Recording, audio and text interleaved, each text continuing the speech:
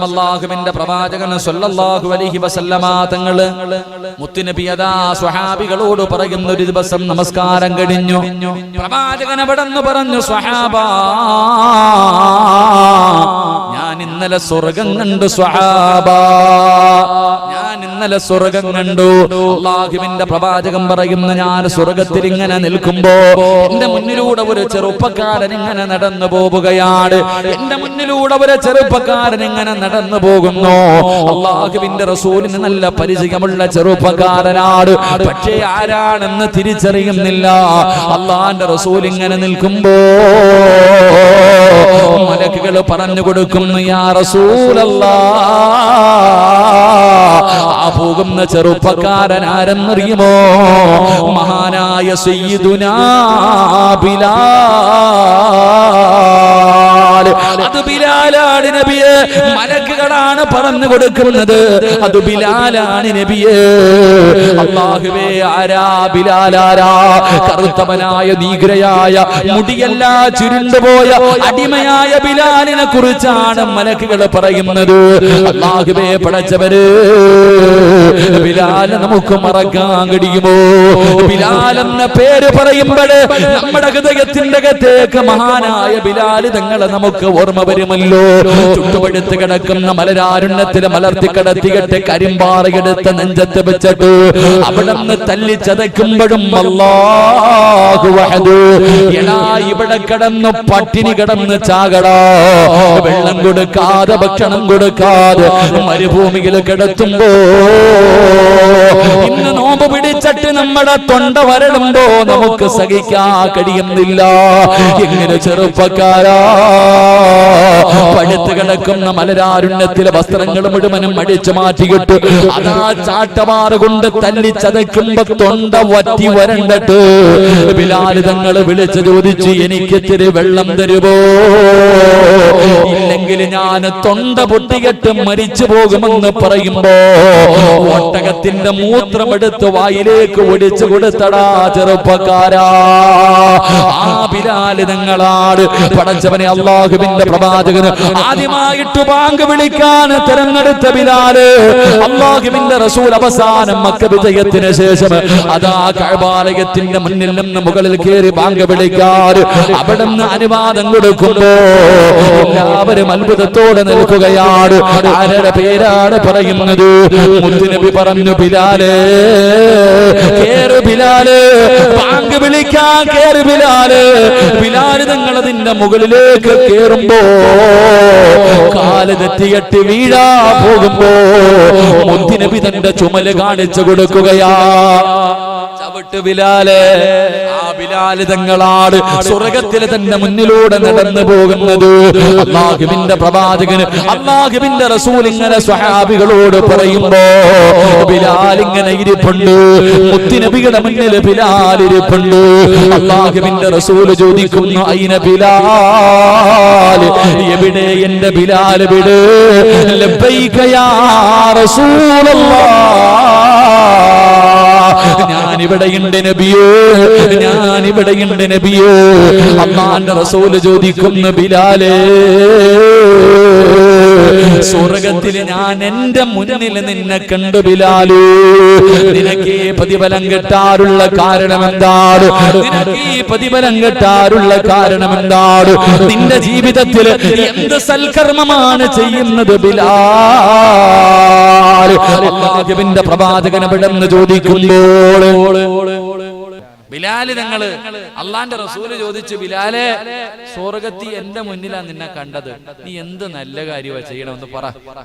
അറിയാഞ്ഞിട്ടൊന്നുമല്ല, എങ്കിലും സ്വഹാബികൾക്ക് പഠിക്കാൻ, നമുക്കൊക്കെ പഠിക്കാൻ. എന്തേ ബിലാലെ നിന്റെ ജീവിതത്തിൽ പ്രത്യേകമായിട്ട് ചെയ്യുന്ന സൽക്കർമ്മം എന്താ? അല്ലാഹുവിന്റെ പ്രവാചകൻ സല്ലല്ലാഹു അലൈഹി വസല്ലമ തങ്ങളോട് ബിലാൽ തങ്ങൾ പറയുന്നു, യാ റസൂലല്ലാഹ്, അല്ലാഹുവിന്റെ നബിയേ, എനിക്ക് എപ്പോഴും ഒളിവുണ്ടാകും നബിയേ. ബിലാൽ തങ്ങൾക്കൊരു ഗുണമുണ്ടായിരുന്നു, എപ്പോഴും ഒളിവോടുകൂടിയാണ് നടക്കുന്നത്, എപ്പോഴും ഒളിവോടുകൂടിയാണ് നടക്കുന്നത്. പടച്ചവനെ, ദായിമുൽ ഒളൂ, എപ്പോഴും എപ്പോഴും ശുദ്ധിയായി നടക്കുന്ന മനുഷ്യന്, എപ്പോഴും ഒലുവെടുത്തിട്ട് നടക്കുന്ന മനുഷ്യന്, ആ മനുഷ്യനെ മലക്കുകൾക്ക് വല്ലാത്ത ഇഷ്ടമാണെന്ന് നബി മുഹമ്മദ് മുസ്തഫ. എപ്പോഴും ഒലുവോടുകൂടി ശുദ്ധിയോടുകൂടി നടക്കുന്നവർ, അവരെ മലക്കുകൾക്ക് വല്ലാത്ത ഇഷ്ടമാണ്. അള്ളാഹു നമുക്ക് ഈമാൻ നൽകുമാറാകട്ടെ. ഇവിടെ ജനാബത്ത് കുളി പോലും കുളിക്കണില്ല പെണ്ണുങ്ങൾ. രാത്രി ഭാര്യയും ഭർത്താവും തമ്മിൽ ശാരീരികമായി ബന്ധപ്പെട്ടു. എത്ര പേരാ രാത്രി തന്നെ കുളിക്കണമെന്നാണ്, രാത്രി തന്നെ. അതുകൊണ്ടാണല്ലോ ഹദീസിന്റെ കിതാബുകളിൽ കാണാം, നിങ്ങൾ നിങ്ങളുടെ ഔറത്തൊന്ന് കഴുകുകയെങ്കിലും ചെയ്യണേ. ഭാര്യയും ഭർത്താവും ശാരീരികമായി ബന്ധപ്പെട്ട് കഴിഞ്ഞ് നിങ്ങൾ നിങ്ങളുടെ ഔറത്തുകൾ കഴുകണമെന്ന് പറഞ്ഞതുകൊണ്ടാണ് രാത്രി നിങ്ങൾ കുളിക്കാൻ പറ്റണം. ചിലര് രാവിലെ എഴുന്നേറ്റ് കുളിക്കും, ചില താത്താമാര് കുളിയൊന്നുമില്ല, രാവിലെ എഴുന്നേറ്റ് ചായ വെച്ചു, നാസ്ത വെച്ചു, ചോറ് വെച്ചു, 2 മണിക്കൊക്കെയാ കുളിക്കണം. എന്നാലും വലിയ അശുദ്ധിക്കാരി, ഹൈലിന്റെ കുളി ശുദ്ധിയായാലും കുളിക്കൂല. മലക്കുകൾ നിന്നെ ശാപിക്കും താത്ത, വെറുതെ വിടോ നിന്നെ അള്ളാന്റെ മലക്കുകൾ മുഴുവനും ഈ പ്രപഞ്ചത്തിലെ സർവ്വ ചരാചരങ്ങളും നിന്നെ ശപിക്കും. അള്ളാഹു നമ്മളെ കാത്തുരക്ഷിക്കുമാറാകട്ടെ. പിന്നല്ലേ ഇവിടെ ഒതുവെടുത്തിട്ട് നടക്കണം. എന്റെ പ്രിയപ്പെട്ടവരെ, 24 മണിക്കൂറും ഒതുവെടുത്തിട്ട് നടക്കുന്ന മനുഷ്യനെ മലക്കുകൾക്ക് വലിയ സ്നേഹമാണെന്ന് നബിയുനാ റസൂലുള്ളാഹി സ്വല്ലല്ലാഹു അലൈഹി വസല്ലം. 24 മണിക്കൂർ ഒതുവെടുക്കാൻ നമ്മളെ കൊണ്ട് പറ്റൂല. നിങ്ങൾ എടുക്കണമെന്ന് ഞാൻ പറയുന്നില്ല. ഒതുവെടുക്കുമല്ലോ നിസ്കരിക്കാൻ. 5 വഖത്ത് നിസ്കരിക്കുന്നതിന് വേണ്ടി ഒളുവെടുക്കുന്ന സമയത്തെങ്കിലും നേരെ ജുബ എടുത്താൽ മതി. അള്ളാഹു നമുക്ക് ഈമാൻ തരുമാറാകട്ടെ. നിങ്ങൾ നിങ്ങളൊന്ന് ആലോചിക്കുക, ഇന്ന് ഏതെങ്കിലും ഒരു വഖത്ത് നിസ്കരിക്കുമ്പോൾ പള്ളി ഹൗലിന്റെ കരയിൽ ഒന്ന് നിന്നാ കാണാം പല മോഡലിലുള്ള ഒളുവെടുപ്പുകൾ കാണാം. പല സെക്ഷനാ, ഏത് മദ്ഹബാന്നൊന്നും ചോദിക്കരുത്. നിങ്ങൾ നോക്കിയാൽ മതി. ഇന്നിപ്പോ നോക്കിയ കൈയുടെ മുട്ട് വരെ വെള്ളം കോരി കൈയുടെ മുട്ടുൾപ്പെടെ കഴുകണം. ഇനി അതിലേക്ക് ഇത്തിരി കൂടെ മുകളിലേക്ക് കഴുകിയ അതിന് വേറെ പ്രതിഫലം. ഇങ്ങനല്ലേ കൈ കഴുകണ്ടേ? അങ്ങനല്ലേ ഇപ്പൊ കഴുകണ്ടേ? എന്നാ ഹൗദിന്റെ കരയിൽ നിന്നാ മതി. ചില ചെറുപ്പക്കാർ ഓടി ഇങ്ങോട്ട് വരും. ഓന് പിന്നെ സമയമില്ലാത്തത് കൊണ്ട് അവൻ നേരെ ഇങ്ങോട്ട് വന്നിട്ട് കൈ അങ്ങോട്ട് ചുരുട്ടിയിട്ട് ഹൗദിനകത്തിട്ട് 3 മുക്കലായി എക്സസൈസ്. അവന് വെള്ളം കോരി കഴുകാൻ തലയിടാൻ പറ്റുമെങ്കിൽ അതിനകത്തിട്ടരാം. ചെറുപ്പക്കാരൊക്കെ 3 മുടി നനഞ്ഞാ മതി, ഒക്കെ സമ്മതിച്ചു. പക്ഷേ ഹൗദിന്റെ തടകല ഇങ്ങനെ. എന്താടാ നിന്റെ കൈ ഇത്തിരി മുകളിലേക്ക് കയറിയ ഒടിഞ്ഞുകൂടി, നഷ്ടം നിനക്കില്ലല്ലോ. എന്റെ പ്രിയമുള്ള സഹോദരങ്ങളെ, ഇന്നത്തെ ഒതുവെടുപ്പൊക്കെ വലിയ മോഡലാ. എന്തൊക്കെ കാണണമെന്നറിയാവോ? അല്ലാഹു അലം. നരകത്തിൽ പോകാനുള്ള ഒതുവെടുപ്പ്. അള്ളാഹു നമ്മളെ കാത്തുരക്ഷിക്കുമാറാകട്ടെ. എന്തിനാ ഒതുവെടുക്കുന്നതെന്ന് അറിയൂ? ഈ ഒളുവിന്റെ പ്രതിഫലം അറിഞ്ഞിരുന്നെങ്കിൽ നീ ഹൗദിന്റെ കരയെ കടന്നേ, വീട്ടിലേക്കും പോത്തില്ല. ഒളുവെടുത്താൽ ഒരു മനുഷ്യൻ അള്ളാഹു കൊടുക്കുന്ന പ്രതിഫലം, ഇതിനെക്കുറിച്ച് നീ അറിഞ്ഞിരുന്നെങ്കിൽ. അതുകൊണ്ടാ പണ്ടുള്ള ആൾക്കാര് മഹാന്മാര് ഒളുവെടുക്കുമ്പോ കരഞ്ഞത്. അള്ളാഹു നമുക്ക് ഈമാൻ തരുമാറാകട്ടെ. എന്തോ ഒളുവ് തന്നെ എടുക്കുന്ന നിസ്കാരത്തിൽ ഇപ്പൊ എന്തപ്പാ അല്ലേ? 2 ചെറുപ്പക്കാര് മഗ്രിബ് നിസ്കരിക്കാൻ വേണ്ടി പള്ളിയിൽ പോയതാ. പള്ളി ചെന്നപ്പോ ഉസ്താദ് അവസാനത്തെ അത്തഹിയ്യാത്തിരിക്കുക. ഉസ്താദ് അവസാനത്തെ അത്തഹിയ്യാത്തിൽ. അപ്പൊ 2 പേരിൽ ഒരുത്ത ഒളുവെടുക്കാൻ പോയി, ഒരുത്തൻ പിന്നെ നേരെ അങ്ങ് പള്ളിക്കകത്ത് കയറി പോയി നിസ്കരിച്ചു. നിസ്കാരം എല്ലാം കഴിഞ്ഞ് 2 പേരും കൂടെ പുറത്തേക്ക് ഇറങ്ങി പോകുമ്പോ ഈ ഒളുവെടുക്കാൻ പോയവനോട് ചോദിച്ചു, അളിയാ നിനക്ക് കിട്ടിയോടെ നിസ്കാരം? ഓ, ഞാൻ ഒളുവെടുത്തിട്ടൊക്കെ പോയപ്പോഴത്തേക്ക് അയാളെ നിസ്കാരം എല്ലാം കഴിഞ്ഞടേ, പിന്നെ ഒറ്റയ്ക്കാ നിസ്കരിച്ചേ. അപ്പൊ മറ്റേവൻ പറയാ, ഓ അള്ളാണ്, ഞാനെങ്ങാണ് ഒളുവെടുക്കാൻ പോയിരുന്നെങ്കിൽ എന്റേതും പോയേനെ പറഞ്ഞ് ഇവ ഒളുപോലും എടുത്തിട്ടില്ല. ഇവ ഒളുവെടുക്കാതെ നിസ്കരിച്ച്. നിങ്ങൾ ചിരിക്കൊന്നും വേണ്ട. അവൻ നേരെ പള്ളിക്കകത്ത് പോയി, നമ്മൾ ഹൗദിന്റെ കരയെ വരെ പോയിട്ട് പോകുന്നു, അത്രേ ഉള്ളൂ, വേറെ വ്യത്യാസമൊന്നുമില്ല. നമ്മളവിടെ ചെന്നിട്ട് ഇന്നത്തെ ചെറുപ്പക്കാരൊക്കെ ആർക്കാ അറിയാത്തത്? ഇന്നത്തെ ചെറുപ്പക്കാരുടെ മുടിയിലൊക്കെ അടിച്ചിരിക്കണ പെയിന്റൊക്കെ കണ്ടാ അറിയാലോ. എടാ ഒതുവെടുത്താൽ ശരിയാവൂല എന്ന് ഓന് തന്നെ നല്ലപോലെ അറിയാം. അതുകൊണ്ടാണല്ലോ മറ്റേ മെഷീനൊക്കെ വെച്ച് ഉണക്കി അങ്ങോട്ട് എടുക്കണത്, പെയിന്റ് അടിച്ച് ഉണക്കി എടുക്കണേ. ഇതറിയാത്ത ഏത് ചെറുപ്പക്കാരനാണ്? ഞാൻ പറഞ്ഞത് അതാണ്, നീ പള്ളിയിലെങ്ങും പോണ്ടാട്ടാ. എന്റെ ചെറുപ്പക്കാരോട് പറഞ്ഞു, നീ പള്ളിയിൽ പോയാ നീ നരകത്തിൽ പോത്തേ ഉള്ളൂ, നിന്റെ ആക്കിപത്ത് മോശമായി പോകും. നീ പള്ളിക്കകത്ത് ഒതുവില്ലാതെ കയറി അള്ളാനെ കളിയാക്കുന്ന എന്തിനാ? ഈ മുടിക്കകത്ത് കളർ പഠിച്ച് പെയിന്റ് പഠിച്ച് കിടക്കുക ചെറുപ്പക്കാർ. ഇപ്പൊ നിങ്ങളൊക്കെ കയ്യിലൊക്കെ പോയി ഓരോ സാധനങ്ങൾ തെച്ചിട്ട് നടക്കുന്നവരുണ്ട്. അള്ളാഹു ഈമാൻ നൽകി അനുഗ്രഹിക്കുമാറാകട്ടെ. എന്തിനാ അള്ളാനെ കളിയാക്കണേ?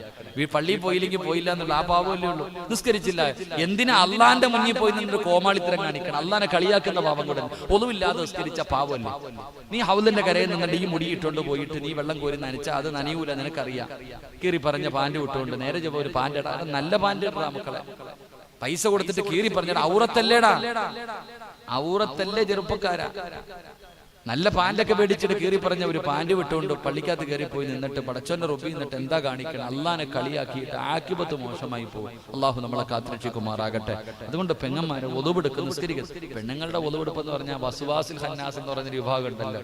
എന്താപ്പാ എന്നാ ഒരു ടാങ്ക് വെള്ളം മൊത്തം കളയുന്ന പെണ്ണുങ്ങളുണ്ട്.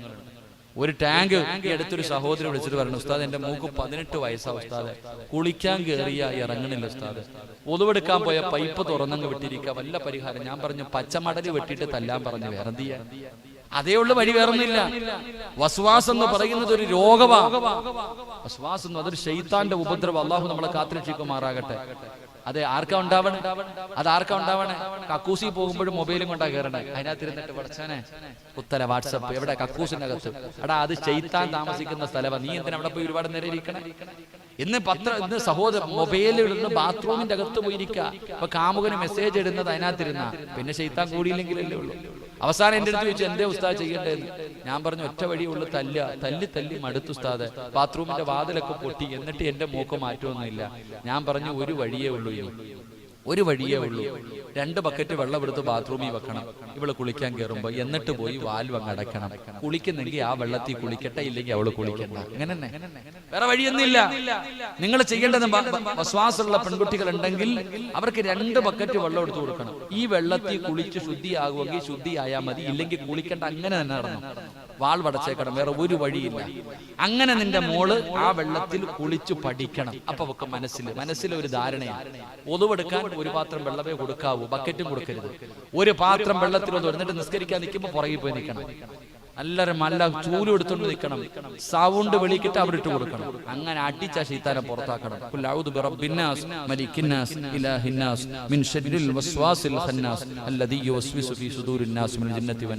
ഈ സൂറത്ത് മക്കൾക്ക് എപ്പോഴും ഓതി കൊടുക്കണം. അള്ളാഹു നമുക്ക് ഈമാൻ നൽകി അനുഗ്രഹിക്കുമാറാകട്ടെ. ചിരിക്കൊന്നും വേണ്ട, ഇത് വരാൻ വലിയ താമസമൊന്നും ഇല്ല.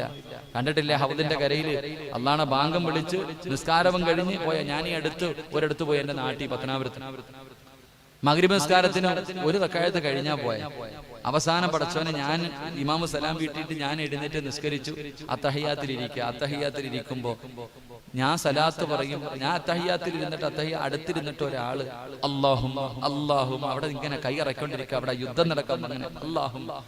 എന്റെ ഒന്നാമത് തെറ്റി, വീണ്ടും ആദ്യം പോലെ ഓതാൻ തുടങ്ങി. രണ്ടാമത് തെറ്റി, എനിക്ക് അവസാനം ഞാൻ നിസ്കാരം അസ്സലാമു അലൈക്കും തിരിഞ്ഞു നോക്കിയപ്പോ ഒരു ചെറിയ പയ്യൻ 10-12 വയസ്സുള്ളൂ. ഓനായിരുന്നിട്ട് ഇങ്ങനെ കറക്കണത്. അള്ളാഹു കാത്തുരക്ഷിക്കുമാറാകട്ടെ. അതുകൊണ്ട് എന്റെ പ്രിയമുള്ള സഹോദരങ്ങളെ, എന്താണ് ഒളുവെന്നറിയും, പഠിച്ചോ. എന്താ ഒളുവ്? ഒളുവെടുക്കുന്ന ഒരു മനുഷ്യൻ അള്ളാഹു തരുന്ന പ്രതിഫലം എന്താ? മഹാനായ നബി മുഹമ്മദ് മുസ്തഫ അബൂ ഹുറൈറ റളിയല്ലാഹു തആല അൻഹു റിപ്പോർട്ട് ചെയ്യുന്ന ഹദീസിൽ കാണാം, ഒരിക്കൽ അള്ളാഹുവിന്റെ പ്രവാചകന്റെ മുന്നിലേക്ക് 70,000 മലക്കുകൾ അടങ്ങുന്ന ഒരു സൈന്യവുമായിട്ട് മുഖറബുൽ അംലാഖ് മലക്ക് ജിബ്രീൽ അലൈഹിസ്സലാം ഇറങ്ങി വരികയാണ്. അല്ലാഹുവിന്റെ പ്രവാചകന്റെ മുന്നിലേക്ക് കടന്നു വന്നു. റസൂലുള്ളാഹിന്റെ മുന്നിൽ ഒരു സിംഹാസനം കൊണ്ടുവന്നിട്ടു. എന്നിട്ട് അതിനകത്ത് കയറിയിരിക്കുകയാണ്. എന്നിട്ട് തന്റെ ചിറക് കൊണ്ട് ഭൂമിയിൽ അടിക്കുകയാണ്. അവിടെ നിന്ന് വെള്ളം ഇങ്ങനെ പൊട്ടുകയാണ്. ജിബ്രീൽ അലൈഹിസ്സലാം പറഞ്ഞു, നബിയേ യാ റസൂലല്ലാഹ്, അല്ലാഹുവിന്റെ നബിയേ, ഉളുവെടുക്കേണ്ടത് എങ്ങനെയാണെന്ന് കണ്ടുപഠിച്ചോ നബിയേ. ജിബ്രീൽ ഉളുവെടുത്ത് കാണിച്ചു കൊടുത്തു. ഉളുവെടുക്ക് നബിയേ.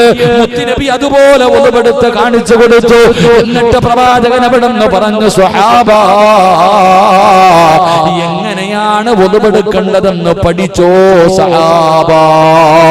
അല്ലാഹുവിന്റെ പ്രവാചകൻ അവിടുന്ന് ഉളുവെടുത്ത് കാണിച്ചു കൊടുക്കുകയാണ്. സഹാബികൾ എല്ലാവരും കണ്ടുപഠിച്ചു, എല്ലാവരും ഉളുവെടുത്തു. എന്നിട്ട് പ്രവാചകൻ അവിടുന്ന് പറഞ്ഞു, സഹാബത്ത്, ആരെങ്കിലും ഞാൻ ഉളുവെടുത്ത് കാണിച്ചു തന്നതുപോലെ നിങ്ങൾ ആരെങ്കിലും ഉളുവെടുത്താൽ അല്ലാഹു നിങ്ങളുടെ പാപം പുറത്തു തരുമെന്ന് നബി മുഹമ്മദ് മുസ്തഫ സല്ലല്ലാഹു അലൈഹി വസല്ലം. എന്റെ പ്രിയപ്പെട്ട ചെറുപ്പക്കാരാ, ഉളുവെടുത്താ കിട്ടുന്ന പ്രതിഫലം, ഉളുവെടുത്താ കിട്ടുന്ന പ്രതിഫലം. പെങ്ങളെ, നീ അതാ കൈ കഴുകുമ്പോൾ കൈകൊണ്ട് ഒരുപാട് പാപം നീ ചെയ്തതല്ലേ മോളെ? ഒരുപാട് പാപങ്ങൾ പിടിച്ചതല്ലേ? ഒരുപാട് പാപങ്ങൾ അല്ലാഹുവേ മൊബൈലിലൂടെ നീ മെസ്സേജ് എഴുതിയത് ഈ കൈ കൊണ്ടാണ്. ഈ കൈ കൊണ്ടാണ്. അല്ലാഹു പൊറുക്കാൻ പാടില്ലാത്ത പല പാപങ്ങളും ചെയ്തു പോയത് ഈ കൈ കൊണ്ടാണ് പെങ്ങള്. കാണാ പാടില്ലാത്തത് അല്ലാഹുവേ നിന്റെ മുഖം കഴുകുമ്പോൾ ഈ കണ്ണുകൊണ്ട് ഹറാമ് കണ്ടവനാണ്, ഈ കണ്ണുകൊണ്ട് സെക്സ് കണ്ടവനാണ്, അന്യ പെണ്ണിന്റെ ഔറത്ത് കണ്ടവനാണ്. മോനെ ഈ കണ്ണ് നിനക്ക് കഴുകി ശുദ്ധമാക്കണ്ടേടാ ചെറുപ്പക്കാരാ. മുഖം കഴുകുമ്പോൾ കണ്ണ് കഴുകുമ്പോൾ കണ്ണുകൊണ്ട് കണ്ട പാപമാ. ഈ നാവ് കൊണ്ട് എത്രയോ വൃത്തികേടുകൾ പച്ച സെക്സ് പാതിരാത്രി ഇരുന്ന് പറഞ്ഞവനല്ലേ, എത്രയോ ചീത്ത വിളിച്ചിട്ടുണ്ട്, എത്രയോ അന്യവന്റെ ഇറച്ചി നിന്നതെല്ലാം ഈ നാവ് കൊണ്ടല്ലേ ചെറുപ്പക്കാരാ. വാ കഴുകുമ്പോൾ മോനെ നിന്റെ നാവ് കൊണ്ട് പറഞ്ഞ പാപമാട്, ചെവി കഴുകുമ്പോൾ ചെവി കൊണ്ട് കേട്ട പാപമാട്, കാല് കഴുകുമ്പോൾ കാലുകൊണ്ട് നടന്ന പാപങ്ങളാട്. ഒലുവെടുത്ത് കഴിയുമ്പോ നിന്റെ പാപങ്ങൾ മുഴുവനും അല്ലാഹു പുറത്തു തരികയാ. എന്തിനാടാ ഉളുവെടുക്കുന്നത്? എന്തിനാ മോനെ ഉളുവെടുക്കുന്നത്? ഈ പ്രപഞ്ചം മുഴുവനും അടക്കി ഭരിക്കുന്ന രാജാതിരാജനായ മലിക്കുൽ ജബ്ബാറായ സർവാധിനാഥനായ സർവാധിപരനായ റബ്ബുൽ ഇസ്സത്തായ റബ്ബിനെ കാണാനല്ലേടാ, അല്ലാഹനെ കാണാനല്ലേ മോനെ ഉളുവെടുക്കുന്നത്? അല്ലാഹനെ കാണാനാ ഉളുവെടുക്കുന്നത്, അല്ലാഹന്റെ മുന്നിൽ നിൽക്കാനാ ഉളുവെടുക്കുന്നത്. അതുകൊണ്ടാണ് മഹാന്മാര് ഹൗദിന്റെ കരയിൽ നിന്ന് ഉളുവെടുക്കുമ്പോ കണ്ണിലൂടെ കണ്ണുനീര് വരികയാ, കൈകാല് വിറയ്ക്കുകയാ. എന്തിനാ തങ്ങള് ഉളുവെടുക്കുമ്പോ എന്തിനാ കരയുന്നത്? മോനെ അല്ലാഹനെ കാണാനാടാ, എന്റെ റബ്ബിനെ കാണാനാണ് ഞാൻ ഉളുവെടുക്കുന്നത്. എങ്ങനെ കരയാതിരിക്കും ചെറുപ്പക്കാരാ? എന്റെ റബ്ബിന്റെ മുന്നിൽ പോയി നിൽക്കാനാട് ഈ പാപവുമായിട്ട് ഞാൻ എങ്ങനെ പോകാരാ? എന്റെ അല്ലാഹന്റെ മുന്നില് എങ്ങനെ ഒരു പാപിയെ പോലെ ഞാൻ പോയി നിൽക്കുന്നത് എങ്ങനെയാണ്? അതുകൊണ്ട് മോനെ ഉളുവെടുക്കുമ്പോ സൂക്ഷ്മതയോടുകൂടി ഉളുവെടുക്കടാ ചെറുപ്പക്കാരാ. ഒരു ഉളുവെടുത്ത് കഴിയുമ്പോ ഉമ്മ പ്രസവിച്ചതുപോലെ, നിന്റെ ഉമ്മ പ്രസവിച്ചതുപോലെ പാപങ്ങൾ മുഴുവനും അല്ലാഹു കഴുകിക്കളയുമെന്ന് നബി മുഹമ്മദ് മുസ്തഫ സല്ലല്ലാഹു അലൈഹി വസല്ലമ തങ്ങൾ പറഞ്ഞു തരുമ്പോ എന്റെ പ്രിയപ്പെട്ടവരോട് പറയുകയാണ്, ഒന്നുവോ കളിയല്ല, ഒന്നു തമാശയല്ല, നിനക്ക് കോമാളിത്തരം കാണിക്കാനുള്ളതല്ല. പെങ്ങളെ സൂക്ഷ്മതയോടുകൂടി ഉളുവെടുത്ത് പാപങ്ങൾ മുഴുവനും കഴുകിക്കളഞ്ഞിട്ട് ഇനി മുതൽ ഉളുവെടുക്കുമ്പോ നിന്റെ മനസ്സിൽ ചിന്ത വരണം, ഒരിക്കലും തിരുതി കാണിക്കരുത്, ഒരിക്കലും തിരുതി കാണിക്കരുത്. ഇമാം ഗസാലി തങ്ങൾ പറയുന്നുണ്ട്, ഈമാനുള്ള ഒരു മനുഷ്യന്റെ അടയാളം 4 എണ്ണമാണ്. ഈമാനുള്ള ഒരു മനുഷ്യന് 4 അടയാളമുണ്ട്. ഈമാനുള്ള മനുഷ്യന് 4 അടയാളമുണ്ട്. ആ 4 അടയാളത്തിൽ ഒരു അടയാളം എന്തെന്നറിയുമോ? സമാധാനത്തോടെ സൂക്ഷ്മതയോടുകൂടി ആരെങ്കിലും ഉളുവെടുക്കുന്നത് കണ്ടാൽ അത് ഈമാനുള്ളതിന്റെ അടയാളമാണെന്ന് ഇമാം ഗസാലി തങ്ങൾ പറഞ്ഞു തരുമ്പോ സമാധാനത്തോടുകൂടി ഉളുവെടുക്കൂ. നീ ഉളുവെടുത്തിട്ട് ചെറുപ്പക്കാരാ പള്ളിയിൽ പോയി ജമാഅത്തായി നിസ്കരിച്ചാൽ 27 ഇരട്ടി പ്രതിഫലം കിട്ടുമെന്ന ആഗ്രഹത്തോടെ നീ അതിനു വേണ്ടിയാണ് പള്ളിയിൽ പോകുന്നത്. പക്ഷേ ഉളുവെടുത്തിട്ട് പള്ളിക്കകത്ത് കടന്നു ചെല്ലുമ്പോ നമസ്കാരം തീർന്നു പോകുമോ എന്ന ഭയത്തിലല്ലേ നീ അലസത കാണിക്കുന്നത്? എങ്ങനെ ചെറുപ്പക്കാരാ മോനെ ധൃതിയിൽ ഉളുവെടുത്ത് നേരെ ഉളുവെടുക്കാതെ പള്ളിക്കകത്ത് പോയി പടച്ച റബ്ബിനെ കളിയാക്കിയാൽ മരിക്കുന്ന സമയത്ത് നിനക്കില്ല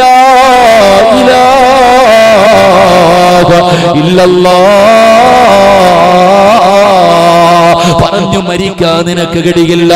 നിന്റെ ആഖിബത്ത് മോശമാണ്. നിന്റെ ദുനിയാവും പോയി ആഖിറത്തും എന്തിനാ നഷ്ടപ്പെടുത്തുന്നത്? പക്ഷേ സമാധാനത്തോടുകൂടി ഉളുവെടുത്തിട്ട് പള്ളിക്കകത്ത് കയറി ചെന്നപ്പോ ഇമാ സലാം വീട്ടിയാൽ അല്ലാഹു നിനക്കാ പ്രതിഫലം തരുമെന്ന് നബി മുഹമ്മദ് മുസ്തഫ സല്ലല്ലാഹു അലൈഹി വസല്ലമ തങ്ങൾ പറയുമ്പോൾ എന്റെ പ്രിയപ്പെട്ടവരോട് മലക്കുകളെ സ്നേഹിക്കണോ? ശുദ്ധമായിട്ട് നടക്ക്, ഉളുവെടുത്തിട്ട് നടക്ക്. ഉളുവെടുക്കുമ്പോ സൂക്ഷ്മത പുലർത്ത്. കിടന്നുറങ്ങുന്ന സമയത്ത് ഉളുവോടുകൂടി കിടന്നുറങ്ങ്, വെറുതെ ഉറങ്ങല്ലേ. വെറുതെ ഉറങ്ങല്ല്. ഒതുവെടുത്തിട്ട് വേണം കിടന്നുറങ്ങാൻ. ആരെങ്കിലും ഒതുവോടുകൂടി കിടന്നുറങ്ങിയാൽ മുത്തുനബി അവിടെന്ന് പറയുന്നുണ്ട്, മൻബാത ത്വാഹിറൻ ബാത ഫീ ശിആരിഹി മലകുൻ ലാ യസ്തൈഖിദു സഅതൻ മിനൽ ലൈൽ ഇല്ലാ ഖാല മലകുൻ അല്ലാഹുമ്മഗ്ഫിർ ലി അബ്ദിക ഫുലാൻ. ഞാനോ നിങ്ങളോ ഒതുവെടുത്തിട്ടാണ് കിടന്നുറങ്ങുന്നതെങ്കിൽ തലയുടെ ഭാഗത്തൊരു മലക്ക് നിൽക്കുകയാണ്, തലയുടെ ഭാഗത്തൊരു മലക്ക് നിൽക്കുകയാണ്. എന്നിട്ട് പടച്ച റബ്ബിന്റെ ദർബാറിലേക്ക് ഇരു കരങ്ങൾ ഉയർത്തിയിട്ട് ആ മലക്ക് ദുആ ചെയ്യുന്നു, അല്ലാഹ് ശുദ്ധിയോടുകൂടി കിടക്കുന്ന ഈ ചെറുപ്പക്കാരന് ഇവന്റെ പാപങ്ങൾ പുറത്തു കൊടുക്കണേ അല്ലാഹ്, ഇവന്റെ പാപങ്ങൾ പുറത്തു കൊടുക്കണേ അല്ലാഹ്, ഇവന് ഇബാദത്തിന്റെ കൂലി കൊടുക്കണേ അല്ലാഹ്. മലക്കുകൾ ദുആ ചെയ്യുകയാണ്. ഒന്നുകൂടി കിടന്നാൽ, ഒന്നുകൂടി കിടന്നാൽ. അതുകൊണ്ട് എന്റെ പ്രിയപ്പെട്ടവരോട് പറയുന്ന ചെറുപ്പക്കാരാ, ഒന്നുവിടുത്തിട്ട് കിടന്നുറങ്ങടാ. ആ കിടപ്പിൽ കിടന്ന് മരിച്ചുപോയാൽ നീ എത്ര വലിയ ഭാഗ്യവാനെന്നറിയുമോ, നിന്റെ മഹത്വമെന്തെന്നറിയുമോ. ഒന്നുകൂടി മരിക്കുന്ന ഒരു മനുഷ്യൻ അല്ലാഹു കൊടുക്കുന്ന പ്രതിഫലം എന്താണ്? ഒന്നുകൂടി മരിക്കലേറ്റം മെച്ചമാ ജിബ്രീൽ വരുമെന്നും ഹദീസിൽ സ്പഷ്ടമാ. മോനെ 1,24,000 പരം വരുന്ന അംബിയാ മുർസലീങ്ങൾ പ്രവാചകന്മാര്, ആദം നബി, നൂഹ് നബി, മൂസാ നബി, ഈസാ നബി, ഇബ്രാഹിം നബി, ദാവൂദ് നബി, യാക്കൂബ് നബി, യൂനുസ് നബി, യൂസുഫ് നബി, സുലൈമാൻ നബി, യഹ്യാ നബി, ഹാറൂൻ നബി, മഹാനായ നബി മുഹമ്മദ് മുസ്തഫ സല്ലല്ലാഹു അലൈഹി വസല്ലമ തങ്ങൾ വരെയുള്ള സർവ്വ പ്രവാചകന്മാർക്ക് വഹീമായിട്ട് ഇറങ്ങി വന്ന മലക്കുകളുടെ നേതാവ്, മലക്കുകളുടെ നേതാവ്, നമ്മൾ കാണാൻ കൊതിക്കുന്ന മലക്ക് മുഖറബുൽ അംലാക്ക് മലക്ക് ജിബ്രീൽ. ജിബ്രീൽ അലൈഹിസ്സലാമിനെ കണ്ടിട്ട് മരിക്കാനുള്ള ഭാഗ്യവാ നിനക്ക്. സാധാരണ മരണമല്ല, ഒന്നുകൂടെ കിടക്കുന്ന വേളയിലാണ് നീ മരിക്കുന്നതെങ്കിൽ. അതുകൊണ്ടാണ് മരണത്തിന്റെ സക്കറാത്തിന്റെ അവസ്ഥയിൽ കിടക്കുന്ന മനുഷ്യര് നിങ്ങൾ ഒന്നുപെടുത്ത് കൊടുക്കണേ എന്ന് വെറുതെയല്ല പറഞ്ഞത്. കാരണം ഒന്നുകൂടി മരിച്ചാൽ ജിബ്രീലിന്റെ സാന്നിധ്യം ഉണ്ടാകുമെന്നാണ്. മലക്കുൽ മൗത്ത് അനുയായികളും കടന്നു വരുമ്പോ ആ സമയത്ത് ജിബ്രീൽ എന്ന് പറയുന്ന മലക്കിന്റെ സാന്നിധ്യം ഉണ്ടാകും. ആ മലക്കിനെ കണ്ടിട്ട് മരിക്കാനുള്ള ഭാഗ്യവാ. അതുകൊണ്ട് പ്രവാചകൻ അവിടെ നിന്ന് പറഞ്ഞു, സ്വഹാബാ നാളെ ഉളുവെടുക്കുന്നവരുണ്ടല്ലോ, നാളെ ഉളുവെടുത്തവരുണ്ടല്ലോ, അവര് നാളെ പരലോകത്തേക്ക് കടന്നു വരുമ്പോ അവരുടെ ആ ഉളുവെടുത്ത സ്ഥലങ്ങൾ നാളെ പ്രകാശിക്കും. മുഹമ്മദ് മുസ്തഫ നാളെ പരലോകത്തേക്ക് കടന്നു വരുമ്പോ മുഖം പ്രകാശിക്കുന്നവരായ രീതിയിൽ കടന്നു വരും. അള്ളാഹു നമുക്ക് ആ ഭാഗ്യം നൽകി അനുഗ്രഹിക്കുമാറാകട്ടെ. അതുകൊണ്ട് ഒലുവെടുക്കുന്ന സമയത്ത് നിങ്ങൾ ചിന്തിക്കണം, ഒലുവെടുക്കുമ്പോ സൂക്ഷ്മതയോടുകൂടി ഒലുവെടുത്താൽ അത് ഈമാനുള്ളതിന്റെ അടയാളം, അല്ലാതെ തഴമ്പിലും താടിയിലൊന്നും യാതൊരു കാര്യമില്ല. നിസ്കാരപ്പായി കൊണ്ടിട്ട് ഒരച്ച തഴമ്പ് വരും, താടിയുണ്ട്, പ്രസംഗിക്കും, ഉസ്താദന്മാരാ, ഖുർആൻ ഓതും, എല്ലാം ഉണ്ട്, വഅദ് പറയും, ഇതൊക്കെ ചെയ്യും. പക്ഷേ ഈമാനുള്ളതിന്റെ അടയാളം ഇമാം ഗസാലി തങ്ങൾ പറഞ്ഞത്, ഹൗദിന്റെ കരയിൽ നിന്ന് സമാധാനത്തോടുകൂടി അൽഹംദുലില്ലാ സൂക്ഷ്മതയോടുകൂടി ഒരു മനുഷ്യൻ ഒതുവെടുത്ത അവന് ഈമാനുള്ളതിന്റെ അടയാളമാ. അള്ളാഹു നമുക്ക് ഈമാൻ നൽകി അനുഗ്രഹിക്കുമാറാകട്ടെ. അപ്പൊ സമാധാനത്തോടുകൂടി ഒതുവെടുക്ക്. നീ ഒതുവെടുത്തിട്ട് പള്ളിക്കകത്ത് കയറിപ്പോയപ്പോ ഇമാം സലാം വീട്ടിയാലും നിനക്ക് അല്ലാഹു പ്രതിഫലം തരും, അല്ലാതെ നീ ഇത് രണ്ടും കളയുന്ന എന്തിനാ? അതുകൊണ്ട് സഹോദരങ്ങളെ, കഴിവിന്റെ പരമാവധി ഒലുവെടുത്തുകൊണ്ട് നടക്കാൻ ശ്രമിക്ക്. ഒലുവെടുക്കുമ്പോൾ സൂക്ഷ്മത പുലർത്ത്. ഒലുവോടുകൂടി കിടന്നുറങ്ങും. അതാ ഒലുവോടുകൂടി കിടന്നുറങ്ങിയ നീ എഴുന്നേക്കുന്നത് വരെ മലക്ക് നിന്റെ തലയുടെ ഭാഗത്ത് നിന്ന് ദുആ ചെയ്യുമെന്ന് നബിയുനാ റസൂലുള്ളാഹി. മലക്കിന്റെ ദുആ കിട്ടും. അപ്പൊ നിങ്ങൾ ചോദിക്കും, ഉസ്താദേ പണ്ടാരോ ഒരു പ്രഭാഷകൻ വഅദ് പറഞ്ഞു ഒലുവെടുത്തിട്ട് കിടന്നുറങ്ങണമെന്ന്. ഒലുവോടുകൂടി കിടന്നുറങ്ങിയാൽ ഇബാദത്തിന്റെ കൂലി ഉണ്ടെന്ന് പറഞ്ഞപ്പോ ഈ മനുഷ്യൻ രാത്രി വീട്ടിൽ പോയി ഒലുവെടുത്തിട്ട് ഭാര്യ എടുത്ത് പറയും, എന്നെ തുടർന്ന് നീങ്ങിക്കട, രണ്ടുപേരും രണ്ട് തട്ടിൽ. ഭാര്യയെ തൊടാൻ പോലും അനുവദിക്കുന്നില്ല. ചില പെണ്ണുങ്ങളാണ് അങ്ങനെ ചിന്തിക്കുന്നവരുണ്ട്. അങ്ങനെ കടന്നാ പിന്നെ രണ്ട് ഒതുവെടുത്തിട്ട് ഒതു മുറിയണ്ടെന്ന് പറഞ്ഞ് ഇങ്ങനെ കടന്നാ പിന്നെ അവസാനം എല്ലാം മുറിഞ്ഞു പോകും, കുടുംബ ബന്ധം വരെ മുറിഞ്ഞു പോകും. അങ്ങനല്ല, നിന്റെ അടുത്ത് കിടക്കുമ്പോഴല്ലേ ഒതുവെടുത്തിട്ട് കിടക്കാൻ പറഞ്ഞു. നിങ്ങളോട് കിടക്കുന്ന സമയത്തല്ലേ ഉളവെടുത്തിട്ട് കിടക്കാൻ പറഞ്ഞത്. ഉറങ്ങിക്കഴിഞ്ഞാൽ ഉളു മുറിയും നമുക്ക് എല്ലാവർക്കും അറിയാം.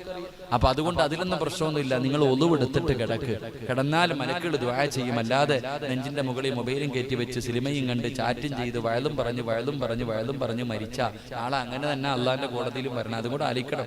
ഒരു മനുഷ്യൻ എങ്ങനെയാണോ മരിക്കുന്നത് ആ മരിക്കുന്ന അതേ അവസ്ഥയിലാണ് നാളെ പരലോകത്ത് കടന്നു വരുന്നത്. അള്ളാഹു കാത്തുരക്ഷിക്കുമാറാകട്ടെ. കാമുകനെ IMOയിലൂടെ ഇങ്ങനെ നോക്കിക്കൊണ്ടാ മരിച്ചെങ്കിൽ നാളെ മൊബൈൽ ചെവിയിട്ടാ വരണം. അതുകൂടെ ആലിക്കണം കേട്ടാ. കാമുകനോട് വയല് പറഞ്ഞുകൊണ്ടിരിക്കുമ്പോ അല്ലെങ്കിൽ സീരിയൽ കണ്ടുകൊണ്ടിരിക്കുമ്പോ സിനിമ കണ്ടുകൊണ്ടിരിക്കുമ്പോ ആ രംഗത്തിൽ കിടന്നൊക്കെയാ മരിച്ചുപോയാ. അതുകൊണ്ടാ പറഞ്ഞത് നന്മ ചെയ്തുകൊണ്ടിരിക്കുമ്പോ മരിക്കണം. അള്ളാഹു നമുക്ക് ഈമാൻ നൽകി അനുഗ്രഹിക്കുമാറാകട്ടെ. അതുകൊണ്ട് പ്രവാചകൻ സല്ലല്ലാഹു അലൈഹി വസല്ലമ തങ്ങൾ പറഞ്ഞു, രണ്ട് അള്ളാഹുവിന്റെ റസൂൽ സല്ലല്ലാഹു അലൈഹി വസല്ലമ തങ്ങൾ പറഞ്ഞു, മലക്കുകൾ ഇഷ്ടപ്പെടുന്ന രണ്ടാമത്തെ വിഭാഗം എന്റെ പ്രിയപ്പെട്ടവരെ ഒളിവെടുക്കുന്നവർ, ശുദ്ധിയോടുകൂടി നടക്കുന്നവർ, ദായിമുൽ വുളൂ, അൽഹംദുലില്ലാഹ് അവരെ മലക്കുകൾ ഇഷ്ടപ്പെടുമെന്ന് നബിയുനാ റസൂലുള്ളാഹി സ്വല്ലല്ലാഹു അലൈഹി വസല്ലം. അല്ലാഹു ആ കൂട്ടത്തിൽ നമ്മളെ ഉൾപ്പെടുത്തി അനുഗ്രഹിക്കുമാറാകട്ടെ. 2, 3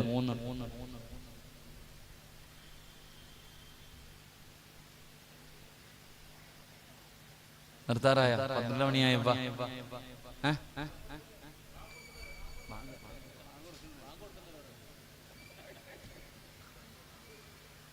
നിങ്ങളൊക്കെ രാവിലെ അത്താഴം കഴിച്ചില്ലേ? എന്റെ അത്താഴം വെറുതെ കളയായിരുന്നു രാവിലെ. തലശ്ശേരി എപ്പോഴും തലശ്ശേരിക്ക് വടകര വെച്ചാണ് ഒന്ന് എടുത്ത് കളഞ്ഞത്. കാരണം എന്താ കഴിച്ചില്ല, ഉറങ്ങിപ്പോയി.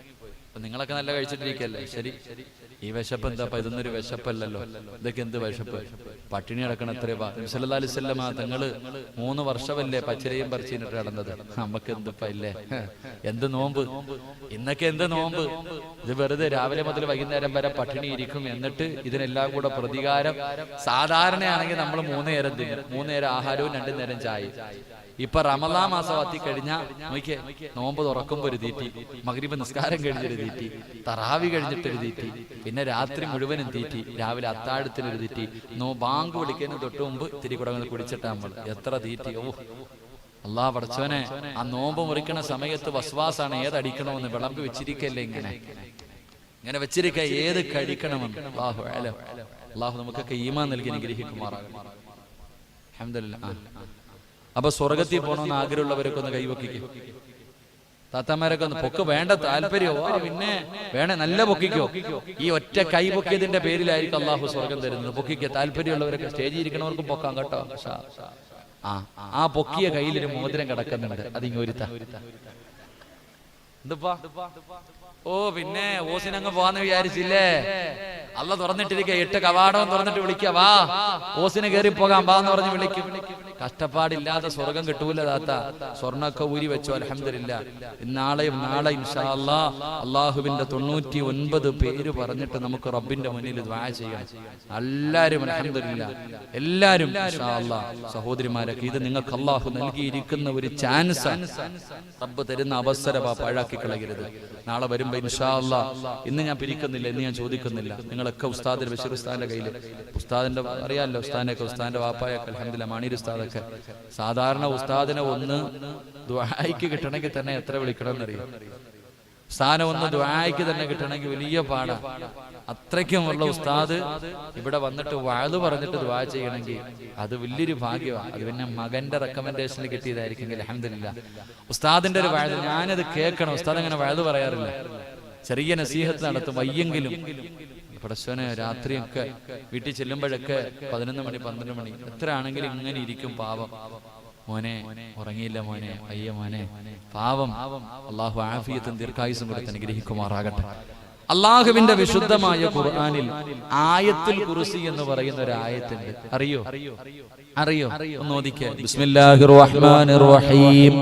അല്ലാഹു ലാ ഇലാഹ ഇല്ലാ ഹുവൽ ഹയ്യുൽ ഖയ്യൂം ലാ തഅഖുദുഹു സിനത്തുൻ വലാ നൗമുൻ ലഹു മാ ഫിസ് സമാവാതി വമാ ഫിൽ അർദ് മൻ ദല്ലദീ യശ്ഫഉ ഇൻദഹു ഇല്ലാ ബിഇദ്നിഹി യഅലമു മാ ബൈന അയ്ദീഹിം വമാ خلفهم ولا يحيطون بشيء من علمه إلا بما شاء وسع كرسيه السماوات والأرض ولا يعوده حفظهما وهو العلي العظيم. സദഖല്ലാഹ്. അല്ലാഹു ഈമാൻ നൽകുമാറാകട്ടെ. ആയത്തുൽ കുർസി അറിയില്ലേ? കൈവക്കി അറിയണവരൊക്കെ നോനെ ഓടിച്ചേക്കണം കേട്ടാ. നോനെ വീട്ടിൽ നിന്നും സർവ്വെടുത്തുനിന്ന് ഓടിച്ചേക്കണം. അല്ലാഹു നമുക്ക് ഭാഗ്യം തരുമാറാകട്ടെ. ഈ ആയത്തിന് രണ്ടാമൊരു പ്രതിഫലമുണ്ട്. രണ്ടാമത്തെ പ്രതിഫലം, ആരെങ്കിലും ആയത്തുൽ കുർസി ഓതുകയാണെങ്കിൽ, ഏതെങ്കിലും ഒരു മനുഷ്യൻ ആയത്തുൽ കുർസി ഓതുകയാണെങ്കിൽ അവന്റെയും സ്വർഗത്തിന്റെയും ഇടയിൽ മരണമെന്ന ഒരു മറയല്ലാതെ മറ്റൊരു മറയുമില്ലെന്ന് നബി മുഹമ്മദ് മുസ്തഫ സല്ലല്ലാഹു അലൈഹി വസല്ലമ തങ്ങൾ പറയുകയാണ്.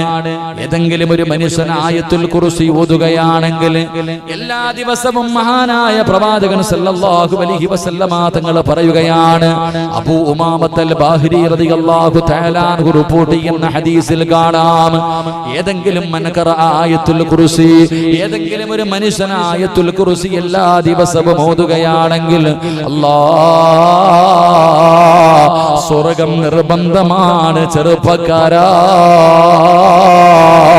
സ്വർഗം നിർബന്ധമാണ് പെങ്ങളെ.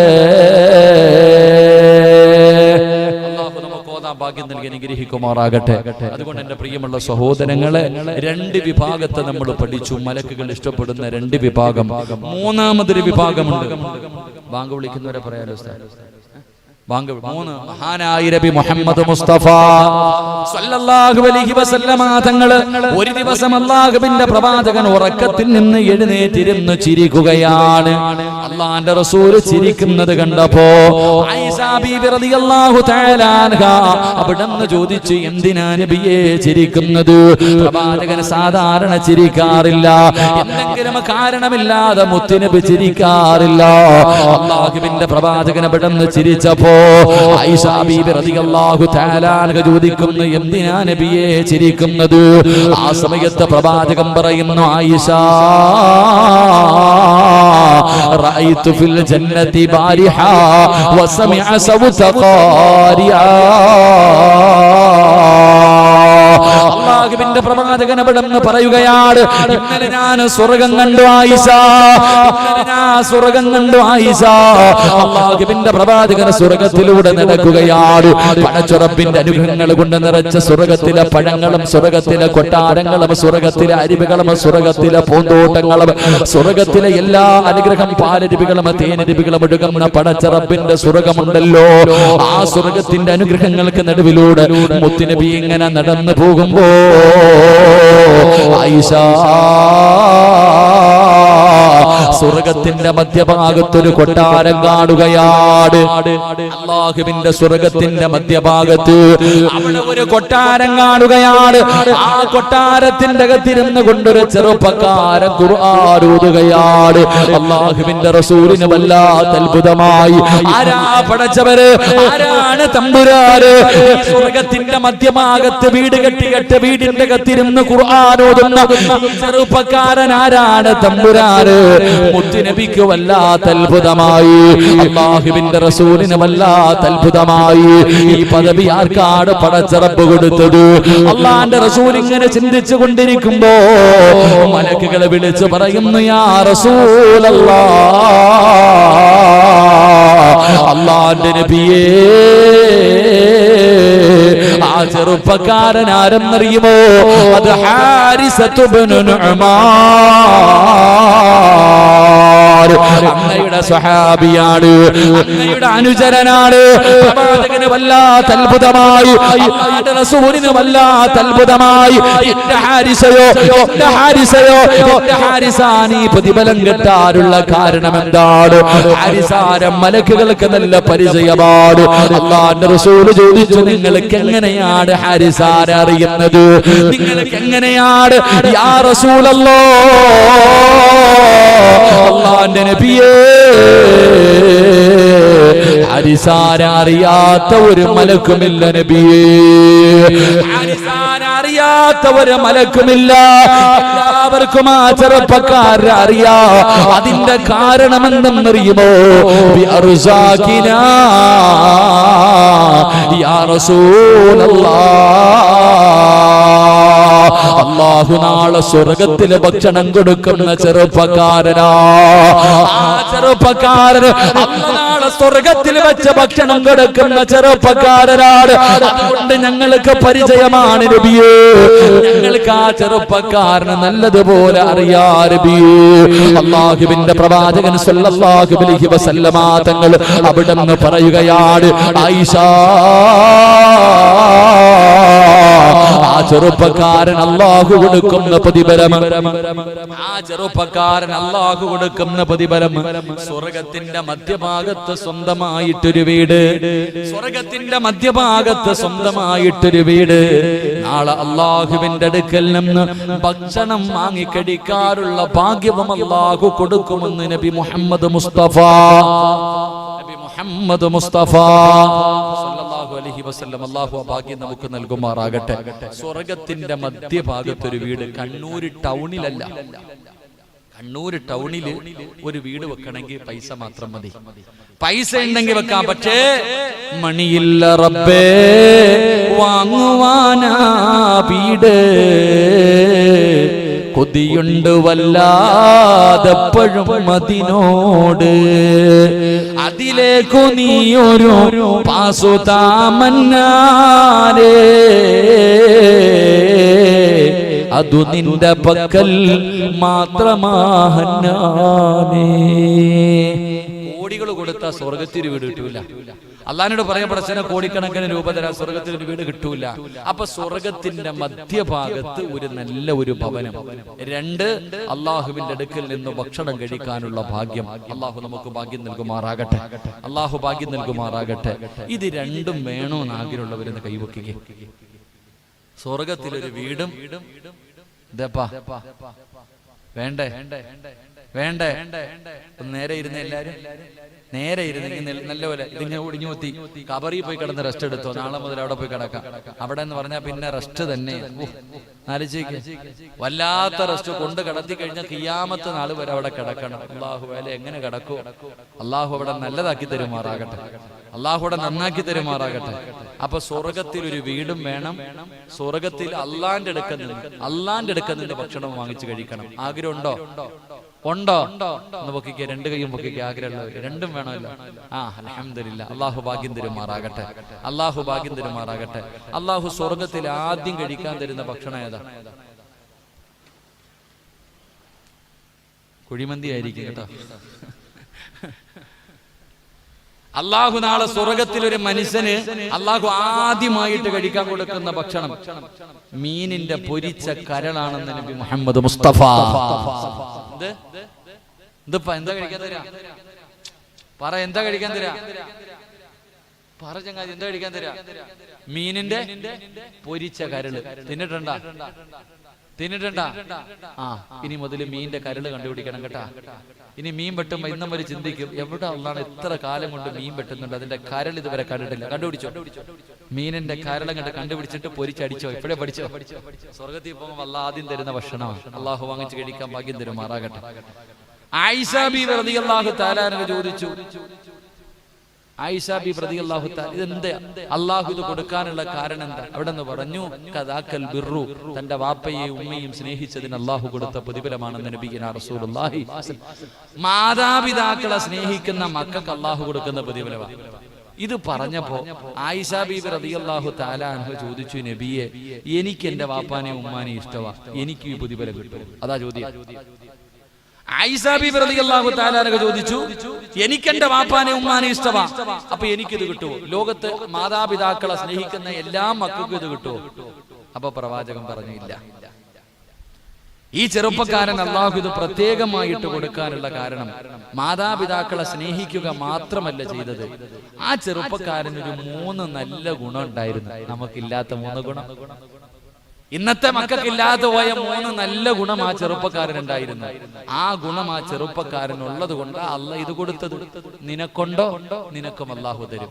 ഈ 3 നല്ല ഗുണം ഏത് മക്കൾക്കുണ്ടോ അവർക്ക് അള്ളാഹു ഈ പ്രതിഫലം കൊടുക്കുമെന്ന് നബിയുനാ റസൂലുള്ളാഹി സ്വല്ലല്ലാഹു അലൈഹി വസല്ലം. അള്ളാഹു ആ 3 നല്ല ഗുണം എന്റെയും നിങ്ങളുടെയും ജീവിതത്തിൽ അള്ളാഹു നൽകി അനുഗ്രഹിക്കുമാറാകട്ടെ. അള്ളാഹു പഠിക്കാനും മനസ്സിലാക്കാനും അത് ജീവിതത്തിൽ ഹയാത്താക്കാനും അള്ളാഹു ഭാഗ്യം തരുമാറാകട്ടെ.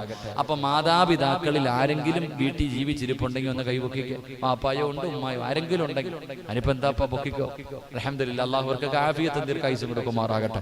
അള്ളാഹു ആഫിയത്തും ദീർഘായുസ്സും കൊടുക്കുമാറാകട്ടെ. മരണപ്പെട്ടവരുടെ ഖബറിടം അള്ളാഹു സ്വർഗമാക്കി കൊടുക്കുമാറാകട്ടെ. അപ്പൊ ഇൻഷാ അല്ലാ 11:20 ബാങ്ക് വിളിക്കാൻ സമയമായി. അപ്പൊ ഇൻഷാ അല്ലാ ആ 3 ഗുണം ഏതാണെന്ന് നാളെ പഠിക്കണം. ആ 3 ഗുണം ഏതാണ്? ഇനി മലക്കുകൾ കാണാൻ വരുന്ന 3 വീടുണ്ട്. ഈ ഇരിക്കണ താത്താമാര് ഇവിടെ ഉള്ള എല്ലാവർക്കും അറിയാം, നാട്ടുകാർക്കറിയാം നമ്മുടെ വീട്. പക്ഷെ മലക്കിനറിയാവോ? അള്ളാന്റെ മലക്കുകളെ അള്ളാനോട് പറയൂ അത്ര, പടച്ചവനെ ആ വീട് കാണുന്നില്ലല്ലോ അല്ലാ. നമ്മൾ ഭൂമിയിൽ നിന്ന് ആകാശത്തേക്ക് നോക്കുമ്പോൾ നക്ഷത്രം കാണും. ഇതുപോലെ ആകാശത്ത് നിന്ന് ഭൂമിയിലേക്ക് നോക്കുമ്പോൾ ചില വീടുകൾ മലക്കിന് നല്ലതുപോലെ പ്രകാശിക്കുന്നവർ. അപ്പൊ അള്ളാ ഒരു ദിവസം പ്രകാശം കാണാതെ വന്ന മലക്കുകൾ തിരക്കും അത്ര അള്ളാനോട്, അല്ലാ ആ വീട് കാണുന്നില്ലല്ലോ അല്ലാ, സുഖമില്ലാതെ വല്ലതും കിടക്കുമായിരിക്കും അല്ലാ, ഞാൻ ഒന്ന് പോയി നോക്കിയിട്ട് വരട്ടെ. അവിടെ മലക്കുകൾ പറയാ, മലക്കുകൾ അള്ളാനോട് പറയണേ ആ വീട്ടുകാരെ ഒന്നും കാണുന്നില്ലല്ല, ആ പ്രകാശിക്കുന്ന വീട് കാണുന്നില്ല, ഞാൻ ഒന്ന് പോയിട്ട് വരട്ടെ അല്ല, രോഗം വല്ല ആണെങ്കിൽ പുറത്തു കൊടുക്കണേ എന്ന് ദുആ ചെയ്യുമെന്ന് നബിയിനാ റസൂലുള്ളാഹി. അപ്പൊ ഇന്നിപ്പോ മലക്കുകളെ കൂട്ടുകാരാക്കി. ഇനി മലക്ക് വീട് കാണാൻ വേണ്ടി ഇറങ്ങി വരുന്ന 3 വീടുകളുണ്ട്. അള്ളാഹു നമ്മുടെ വീട് അങ്ങനെ ആക്കി തരുമാറാകട്ടെ.